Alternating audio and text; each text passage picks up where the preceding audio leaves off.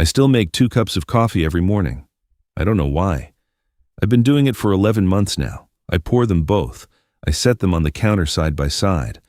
And then I stand there in the silence of my kitchen, and I stare at the second cup until it goes cold, until the steam stops rising, until it's just a dark circle of nothing sitting in a white ceramic mug that has the word hers painted on the side in faded gold letters. She bought that mug at a farmer's market on a Sunday 3 years ago. She thought it was funny. She held it up and laughed and said, "Look, it's scientifically accurate." And I had laughed too, and I had kissed her in the middle of a crowd of strangers buying heirloom tomatoes and handmade candles. That was Claire. My wife, my person, the woman I had promised to spend the rest of my life with, the woman who died 11 months and 4 days ago on a Tuesday in October while I was sitting in a meeting about quarterly projections. She died in a hospital room 2 miles from my office.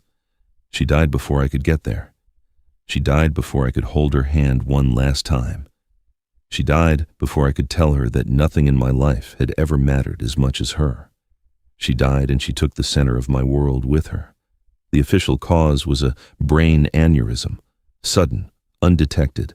The doctor used the word catastrophic. He said she likely felt no pain. He said it happened very fast. He said all the things doctors say when they are trying to be kind, and there's nothing left to be kind about. I nodded. I thanked him. And then I walked out to my car in the parking garage, and I sat there for 4 hours without turning the ignition. That was 11 months ago. People tell you grief gets easier with time. People say a lot of things. They bring casseroles in the first 2 weeks, and then they go back to their lives because their lives are still intact and yours is a house with no foundation. They say, she would want you to be happy. They say, at least she didn't suffer. They say, you're still young, you'll find someone. And you smile and you nod and you hate every single one of them for a moment before remembering they are trying, before remembering that you would probably say the same useless things if the situation were reversed. 11 months. I had not changed much about the house. Her reading glasses were still on the nightstand. Her half-finished bottle of hand lotion was still on her side of the bathroom sink. Her office, the small room at the back of the house she had used for her work, I had not opened the door more than a handful of times since she died. Just enough to see it, just enough to smell the faint trace of her perfume that I was terrified was slowly disappearing from the air. She worked from home 3 days a week.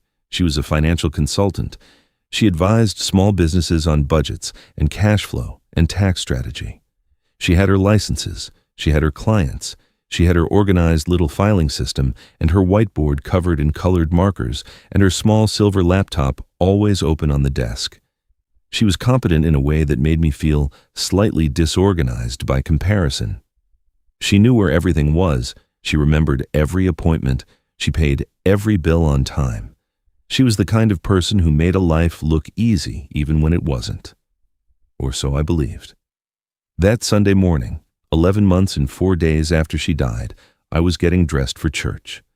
Not because I was particularly devout. Claire had been the believer. I had gone with her every Sunday for 8 years because I loved her, and because those Sunday mornings had been ours. The coffee, the quiet drive, the way she always mouthed the words to the hymns, but never sang out loud because she said her voice was terrible, even though it wasn't. I kept going after she died. I don't entirely know why. Maybe because it was the last ritual I had that still felt like her. Maybe because the church was quiet, and the light through the stained glass was beautiful. And for 45 minutes in that space, I could feel something that was almost peace. I was knotting my tie in the bathroom mirror when I heard a knock at the front door. I had forgotten about the plumber. 3 weeks earlier, I had noticed a wet spot on the floor in the hallway outside Claire's office, a small dark stain seeping up through the baseboards, a slow leak somewhere inside the wall. I had called a plumbing company, scheduled it, written it on the calendar, and then proceeded to completely forget about it the way I forgot about most things those days. His name was Marcus. He was maybe 50, gray at his temples, a face that had spent serious time outdoors. He had a bag of tools and a clipboard, and he shook my hand with a firm, dry grip. "Sorry about the early hour," he said. "You said Sunday mornings were best for you." "No, it's fine," I said. I'd written it down, I just forgot. He nodded like he understood without judgment. I showed him to the hallway. I showed him the stain. I explained that the room behind it was my wife's old office. I said old, and the word landed wrong in my mouth the way it always did. Old implied she had moved on to a new one. She hadn't moved on anywhere. I won't need to disturb too much, Marcus said. He crouched down and pressed 2 fingers to the baseboard and frowned. Probably a slow pipe joint. I'll open up a section of drywall, maybe 2 hours. 3 if I need to run to the hardware store. Take whatever time you need, I said. I'll be at church. I'll have my phone. He nodded and began unpacking his tools. I grabbed my keys. I stood at the front door for a moment, looking back down the hallway. Marcus was already on his knees. The door to Claire's office was open. I could see the edge of her desk from where I stood, the corner of her whiteboard. Something shifted in my stomach that I couldn't name. Some small, quiet thing, like a note played in a register just below hearing. I locked the door behind me and drove to church. Pastor Hendricks was halfway through his sermon when my phone buzzed in my pocket. I had it on vibrate. I almost ignored it. I had a habit of ignoring it during service because Claire had always said that an hour of quiet was not too much to ask of a person. But something made me look. Maybe that same unnameable feeling from the doorway. Maybe instinct. Maybe nothing. The screen said, unknown number. I let it buzz out. Put it back in my pocket. 30 seconds later, it buzzed again. I stepped out into the lobby. The carpet was burgundy. There was a table with pamphlets about the summer charity drive. I pressed the phone to my ear. Hello? A pause, then a man's voice, low, careful, like someone choosing their words from a very short list. Is this Daniel Mercer? Yes, who is this? My name is Marcus Webb. I'm the plumber at your house right now. I felt a small relaxation in my chest. Of course. Yeah, Marcus. Everything okay? Did you need something? Another pause. Longer this time. Long enough that I pulled the phone away from my ear to check the connection. Mr. Mercer. His voice had changed. Something in it had tightened. I need you to come home. I'll be done in about 40. Now. I need you to come home right now. He stopped. I could hear him breathing. And come alone. Don't bring anyone with you. The lobby felt very still. A woman walked past me smiling, and I didn't smile back. Marcus, what's going on? I found something. He said it like each word cost him something. In the wall, in that office. A pause. She was hiding something. Your wife. She was hiding something, and you need to see it, and I don't. I don't know what to do with it. I don't want to be the one holding this. I stood very still. The pastor's voice came faint through the closed sanctuary doors. Something about grace, something about trust. What did you find? I asked. Mr. Mercer, please just come home. He hung up. I don't remember walking to my car. I remember being in the parking lot, and then I remember being behind the wheel, and the engine was running, and I was gripping the steering wheel so hard that my knuckles had gone white. She was hiding something. I said those words out loud to the empty car. They sounded wrong. They sounded like words being applied to the wrong person. Claire didn't hide things. Claire was transparent. Claire was the most honest person I had ever known, almost aggressively so. She was the kind of person who would tell a waiter that their food was cold instead of just eating it silently. She was the kind of person who answered every question I ever asked her with a directness that I had sometimes found disarming in the beginning and later come to love absolutely. Hadn't she been? I was driving now. The church was 6 minutes from our house. I'd driven this route 1,000 times, left out of the lot right on Glenbrook, left at the light by the pharmacy. Don't bring anyone with you. Why would he say that? Why would a plumber who had been in my house for 40 minutes need me to come alone? What had he found that was so significant that the first thing he thought about was privacy? The second thing I felt was fear. The first thing I had felt, and I'm ashamed to write this even now, the first thing I felt in the 2 seconds between his last word and my first breath was a terrible spiking suspicion that I did not want to have, that I hated myself for having. A suspicion that arrived like a flash of light in a dark room that illuminates something you were not prepared to see. Claire had an office in our house, a room she worked in alone for 20 hours a week, a room that I had never once had any reason to enter without her permission. A room she kept neat and organized and always slightly closed off from the rest of the house, and she had been hiding something in the wall. "Stop it," I told myself. "She's dead. She's dead, and you loved her and she loved you. Stop it right now." But the thought was already there, alive and breathing and impossible to put back in whatever dark corner of me it had come from. I turned onto my street. My house looked the same as it always did. Small, white colonial, black shutters, the Japanese maple in the front yard that was just beginning to bud. Marcus's van was in the driveway, plain white, his company logo on the side. A plumber in his 50s with gray at his temples and a careful voice. I sat in the car for a moment. Whatever was inside had been there before he found it. It had been there while she was alive. It had been there the whole time. I got out of the car. Marcus met me at the door. He had his cap in his hands and he was turning it slowly like a man sitting in a waiting room. His eyes went past me to the street and then back to me. "Anyone with you?" "No," I said. "Just me. What is happening, Marcus?" He stepped back to let me in. I noticed he had taken off his work boots. They were by the door. He had his socks on. That small detail struck me as strange, as if he had unconsciously wanted to be quiet, as if whatever he had found had made the whole house feel like a place where you lowered your voice. I followed him down the hallway. The door to Claire's office was fully open. He had opened up a section of drywall about 2 feet square at the base of the left wall, the damaged section. There was plaster dust on the floor and the tools were set aside neatly like he had stopped working and hadn't gone back. I looked at the hole in the wall. "There's your leak," Marcus said quietly. "Joint on a supply line. Easy fix." He paused. "But before I got to it, I found that." He pointed. Inside the wall cavity, above the pipe and nestled against the insulation, was a metal box. A small fireproof document safe, gray steel, about the size of a shoebox. It was resting on a horizontal beam inside the wall, not fallen there, not incidental. Set there deliberately. The kind of placement that requires intention, that requires someone to measure and place and choose. I stared at it. "Has it always been there?" I heard myself say. Stupid question, but my brain was grasping. "No way to know," Marcus said. "Could be years, could be recent. The drywall over it was patched. Smooth coat, painted over. Whoever put it there, and then sealed the wall back up." He looked at me carefully. "I've seen a lot of walls in 30 years.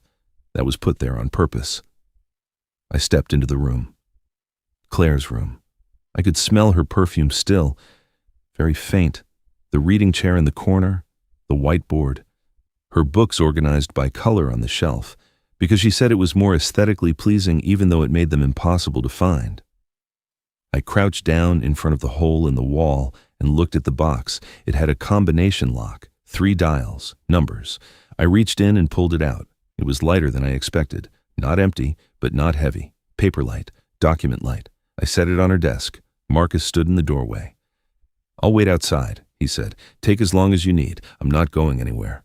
He paused. "I'm sorry, Mr. Mercer. Whatever's in there, I'm sorry you have to open it." He stepped out and pulled the door almost closed. I stood alone in my dead wife's office with a metal box I had never seen before, and a combination I didn't know, and a feeling in my chest like standing on the edge of something with no way of knowing how far down it went. I tried the obvious ones first. Her birthday, March 14th. Nothing. My birthday, nothing. Our anniversary, nothing. I sat back in her chair, her desk chair, the one I had never sat in because it was hers and this was her space. The leather was worn at the armrests exactly where her arms had rested. I put my arms in the same places. I sat where she had sat. I looked at her desk. Everything was exactly as she had left it. I had not touched it. Papers in their neat stacks, a ceramic pen holder shaped like a small house that I had given her as a joke one Christmas. Her planner, a physical paper planner because she said digital calendars had no soul. Her phone charger coiled on the corner, her reading glasses. I opened her planner. She had died in October. The last week was written out in her careful handwriting. Monday. Client call 10 in the morning. Resubmit Hartley proposal. Dentist 3 o'clock. Cancel and reschedule. Tuesday. Gym 6 in the morning. Call mom. Tuesday. She had written call mom for Tuesday. She had died on Tuesday before she could call her mother. Her mother had called me 3 days after the funeral asking if I had found Claire's phone because there was a voicemail she wanted to hear again. I had found the phone. I had not listened to the voicemail.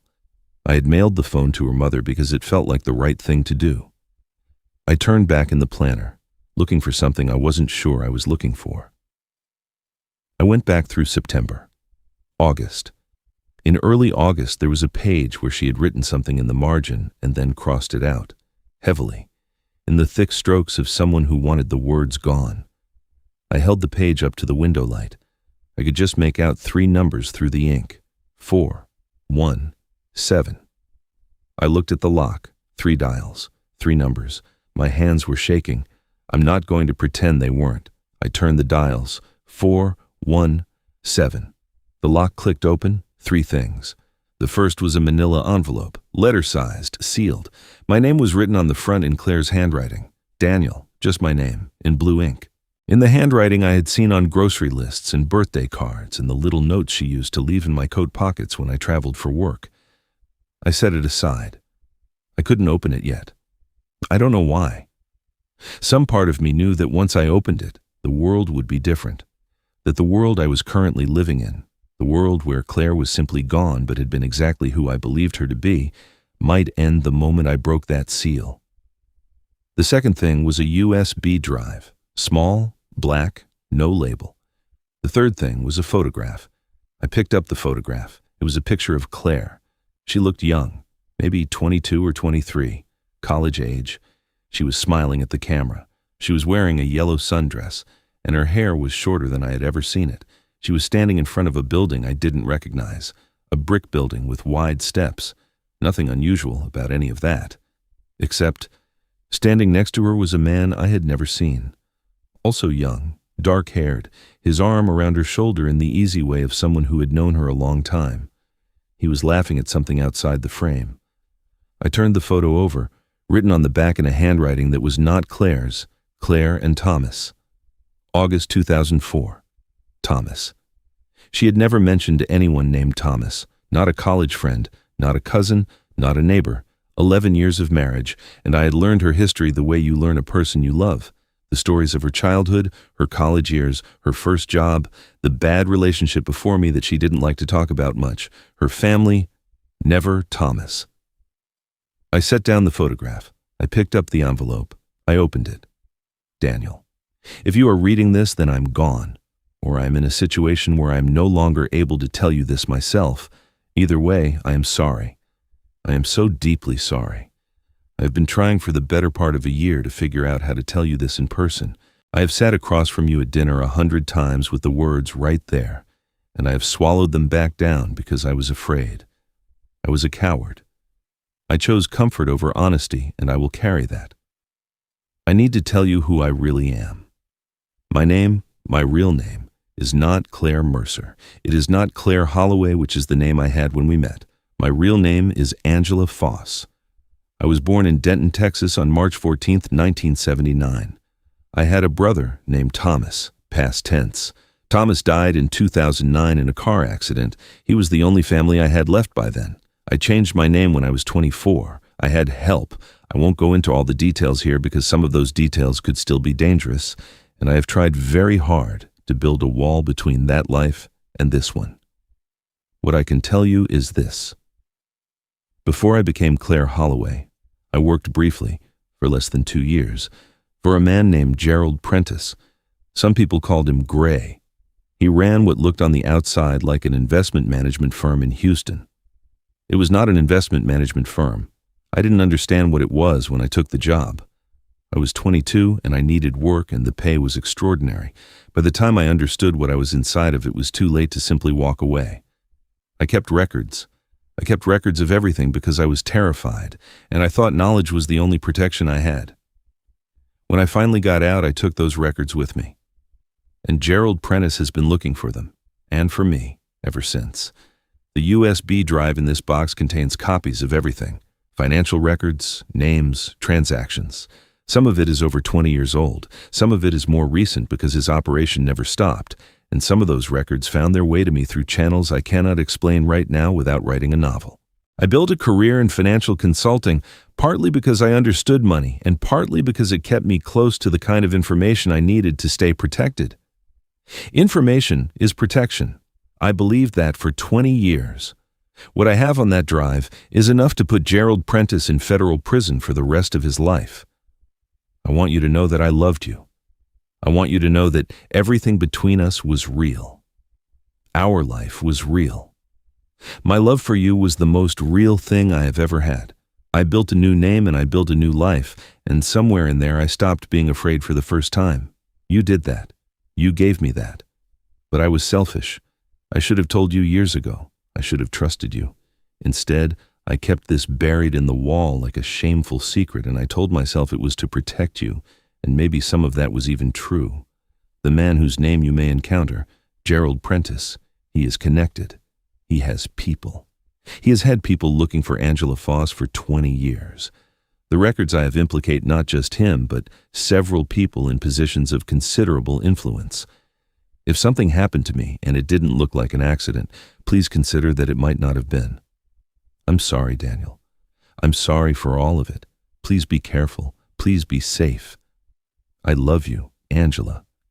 I don't know how long I sat there. The afternoon light moved across the wall. Marcus knocked softly on the door after a while, and I said, I'm okay. Give me a few more minutes.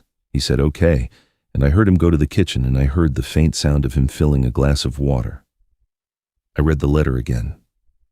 Her name was Angela Foss, the woman I had married, the woman I had shared a bed with for 11 years, the woman whose reading glasses were still on the nightstand, the woman whose voice I could hear in my head as clearly as if she were standing behind me.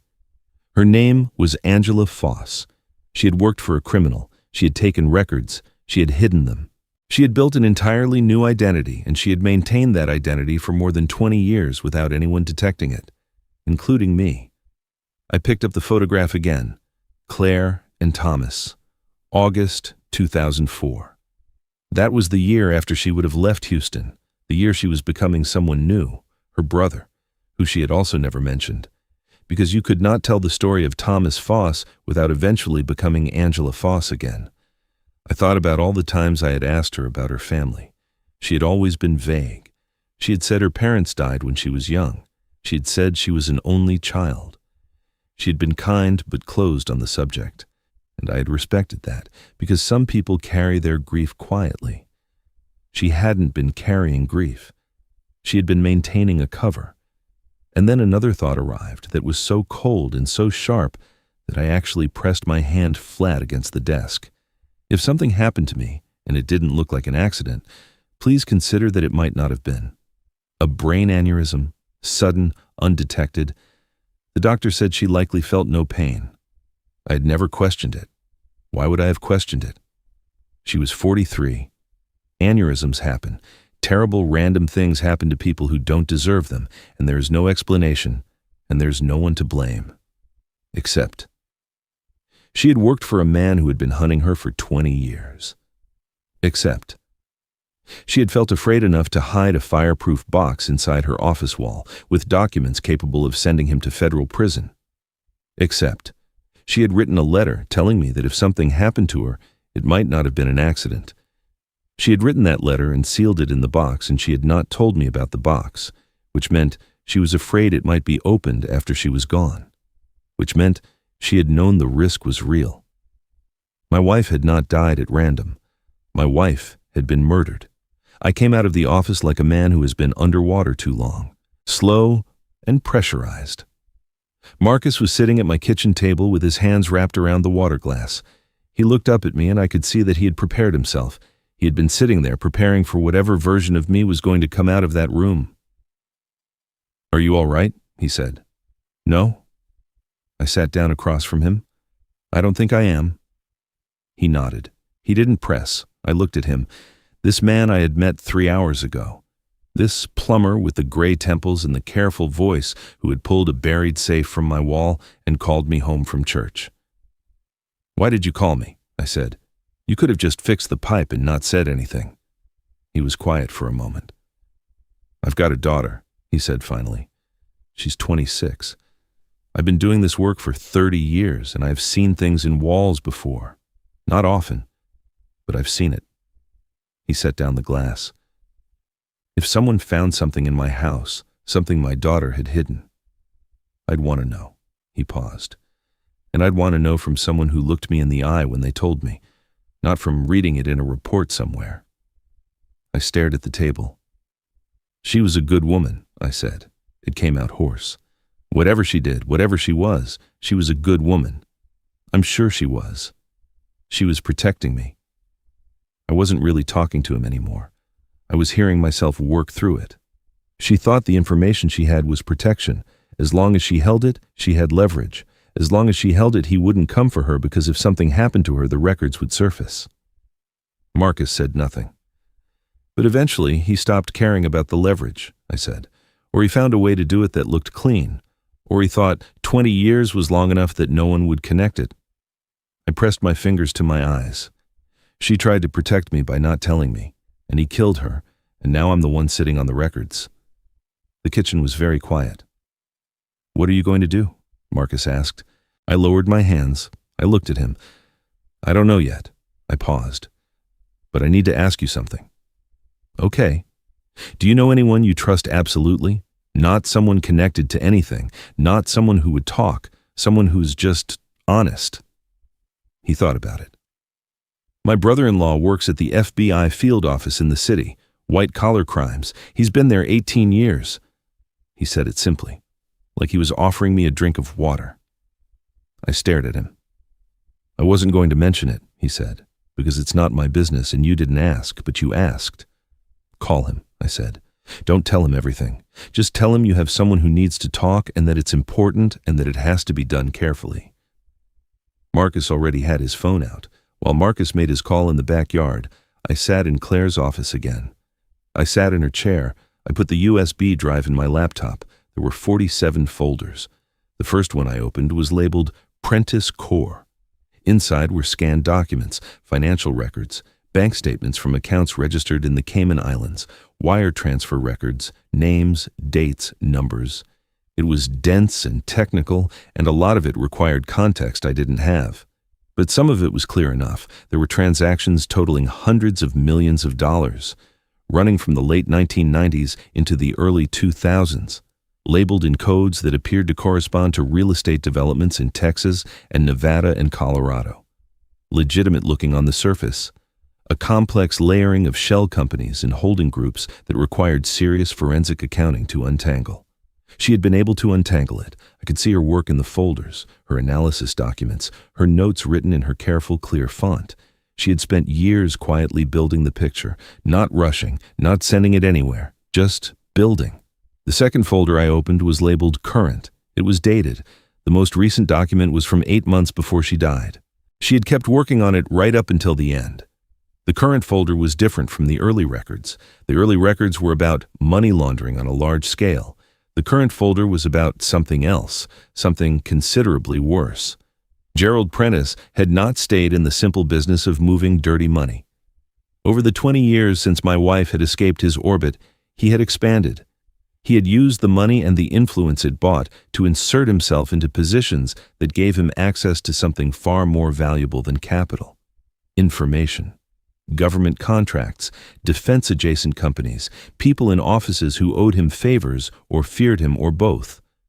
My wife had documented all of it, methodically, silently, working from her office in our quiet house while I was upstairs watching television or making dinner or living my ordinary life 2 rooms away. The last document in the Current folder was a single page. At the top, it said, "If found, contact Agent Diane Vale. FBI Financial Crimes. She knows who Angela Foss is. She's been waiting. A phone number, a direct line. My wife had already been in contact with the FBI. My wife had a handler. I called the number. It rang twice. A woman's voice, clipped, alert. Vale. My name is Daniel Mercer, I said.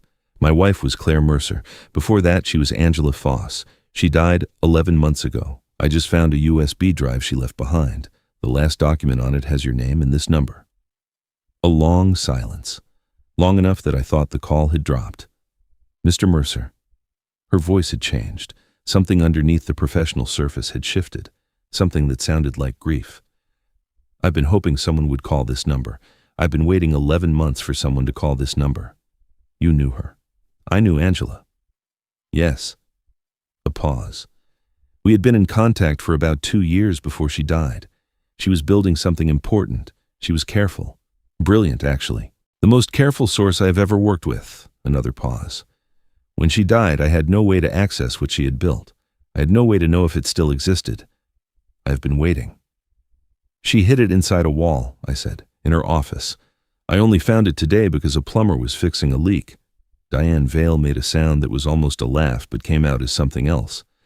That sounds exactly like her. Agent Vale. My voice came out very steady. I surprised myself. My wife's death. The official cause was a brain aneurysm. Yes. Was it? The silence stretched so long that I stood up from the chair and walked to the window and looked out at my backyard where Marcus was sitting on the porch steps with his phone pressed to his ear. Mr. Mercer, there are things I cannot tell you over the phone. That's not an answer.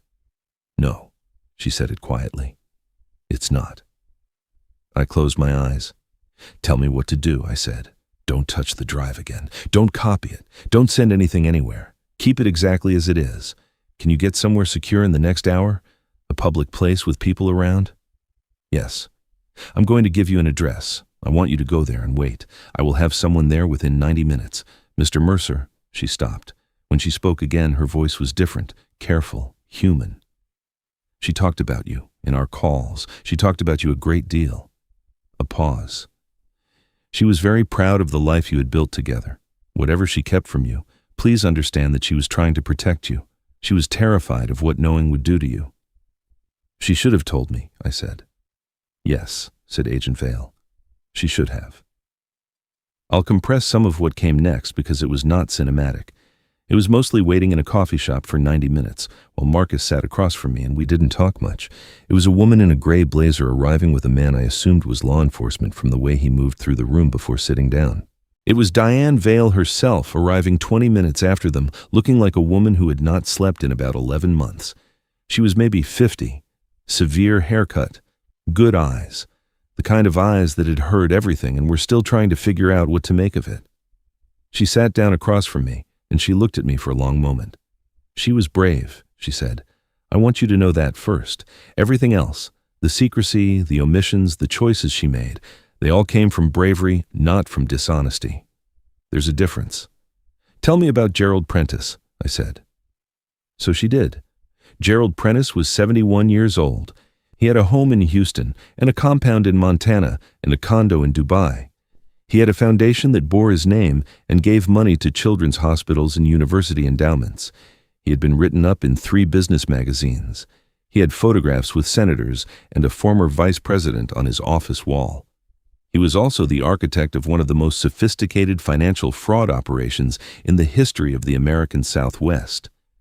And in the years since my wife escaped his employ, he had used that operation as a foundation for something far darker.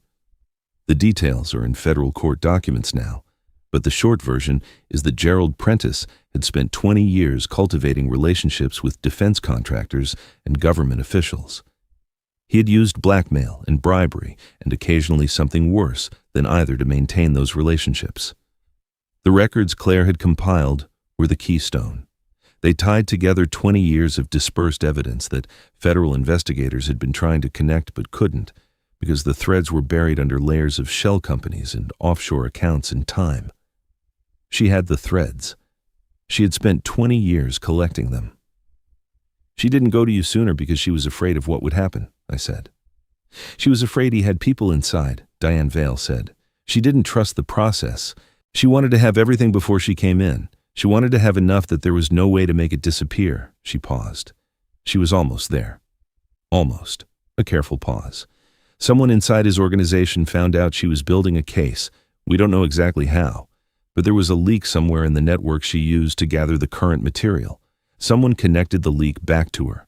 Not to Angela Foss, her cover had never been broken, but they connected it to a financial consultant named Claire Mercer in a city where Gerald Prentice had business interests. The coffee shop was loud, people talking, the espresso machine steaming. The ordinary sounds of people living ordinary lives. The aneurysm, I said. A compound that can induce cerebral hemorrhage in a target population. It's not detectable without specific testing, and even then, only in a narrow post-mortem window. She said it quietly, clinically, the way someone says something they have had to make themselves say without flinching. We believe, and I want to be honest with you about the limits of that word, we believe that Claire's death was not natural. I put both hands flat on the table. I stared at them. 11 months of grief. 11 months of waking up at 3 in the morning and reaching across the bed and finding nothing there. 11 months of 2 coffee cups and her perfume slowly leaving her office and her reading glasses still on the nightstand. She hadn't just died. She had been killed by the man she had been trying to destroy, by the man she had been afraid of for 20 years. I need to know you have enough, I said. My voice came out very cold. Tell me you have enough to put him away. Diane Vale looked at me. She reached into her jacket and set something on the table between us. A folder, a tab on the side with one word on it. Indictment. She said, "We executed a search warrant at 4 of his properties at 7 this morning. We froze his accounts 90 minutes ago. He doesn't know yet that you found the drive. He doesn't know yet that we have everything." She paused. "He will know within the hour." I stared at the folder. "Your wife did that," she said. "Everything in that folder came from what she built. 20 years of careful, terrifying work. She gave us the case." I thought about the woman who mouthed the words to hymns but wouldn't sing out loud, who set both coffee cups out every morning because she liked the symmetry, who laughed at a farmer's market and kissed me in a crowd of strangers, who organized her books by color and left notes in my coat pockets and cried at stupid commercials and was the most organized human being I had ever known, who had been living for 20 years with the weight of what she knew, who had protected me by keeping me in the dark, who had died for it. "I want to see him arrested," I said. "I want someone to call me when they put the handcuffs on him." "I'll call you myself," said Diane Vale. That night I went back to her office. I sat in her chair in the dark for a long time, just sitting, just breathing the last trace of her perfume. Outside I could hear the neighborhood settling. A car, someone's dog, the soft percussion of the world continuing to exist. I had one more thing to do. Inside the envelope, along with the main letter, there had been a second smaller envelope, a small square one, the kind that comes with flowers. I'd set it aside when I found it. I wasn't ready. I'm still not entirely sure I was ready. I opened it. It was a card. The front was blank. Inside, she had written in her careful handwriting, "Before you found this, I want you to know one more thing. Not about Prentice, not about the records, not about any of it. I want you to know that when I was 22 years old, and I was Angela Foss, and I was terrified, and I had no idea who I was going to become. I used to lie awake at night and wonder if I would ever get to be ordinary, if I would ever get to have a life that was just mine, that was just quiet and good and real. And then I met you, and you gave me 11 years of ordinary. 11 years of Sunday mornings and bad movies and cold coffee and falling asleep with my head on your shoulder. 11 years of ordinary that were the most extraordinary thing that has ever happened to me. You didn't deserve the secrets I kept, but you deserved every single moment of what we were. The name they put on my grave is not the name I was born with, but it is the name of the woman who loved you. Those two things are both true, both completely and entirely true. I love you, Daniel. I love you so much. Take care of yourself." I held the card for a long time. I didn't cry right away. The crying came later. It came in waves over the days and weeks that followed. It still comes sometimes. Different now. Not just grief, something more complicated. The grief of a man who lost his wife and then lost her again when he found out who she was, and then found her a third time in the pages of a letter that explained everything and changed nothing and somehow made everything more true. She had been hiding something. She had been hiding the most important thing, not from cruelty, not from indifference, not from some cold calculation, from love. Gerald Prentice was arrested 4 days later at his home in Houston. Diane Vale called me as promised. She said, "It's done," and I said, "Thank you," and we stayed on the line for a moment, not saying anything. The case took 18 months to come to trial. The charges were extensive: financial fraud, racketeering. And in the end, with evidence developed from Claire's records and from the investigation her case enabled, a charge of conspiracy in connection with her death. He is serving 47 years. He will die in prison. I kept her name, Claire Mercer, on the headstone, on all the documents. I didn't change it. I thought about it for a long time. But in the end, I understood what she was telling me in that last card. The name on the grave is not the only truth. The woman who loved me was real. The life we had was real. The name was just the door she walked through to get to the life she deserved. I moved the reading glasses from the nightstand to the top of her bookshelf, not because I was ready to let go, but because she had always hated the nightstand being cluttered, and it felt right to respect that now. I still make 2 cups of coffee sometimes. Not every morning anymore, but sometimes. On the hard days. On the days when the house is very quiet and the Japanese maple is doing something beautiful in the yard, and I think about a woman at a farmer's market holding up a mug and laughing. On those days, I set down the second cup and I let it go cold. And I am grateful. Grateful and devastated and furious and in love, all at the same time. Because that is what it is to have known someone completely, to have known them even after you discover you didn't, to have loved someone who was 2 people and loved them both without any confusion at all. That is what Claire was. That is what Angela was. That is what she will always be.